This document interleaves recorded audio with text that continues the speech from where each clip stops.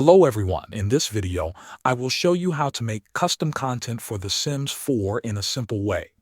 First, open Sims 4 Studio on your computer. Make sure the game is closed before you start. When Sims 4 Studio opens, choose the option to create new content and select the type you want to edit. For example, you can choose a t-shirt. Pick any item you like from the list and click next to export it. Now Sims 4 Studio will save the files for that item on your computer.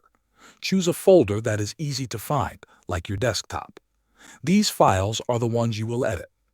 Next, open the exported file in a photo editor if you only want to change colors or patterns. You can use tools like Photoshop or edit it online, like on Canva.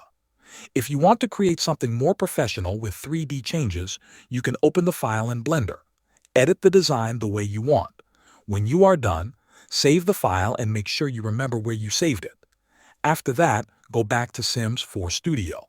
Open the same project again and click on the Import button. Select the edited file you just saved and import it into Sims 4 Studio. Finally, save your custom content. Place it in your mods folder if needed and start the game to test it. Your custom content should now appear in Create a Sim. That is it. Thanks for watching.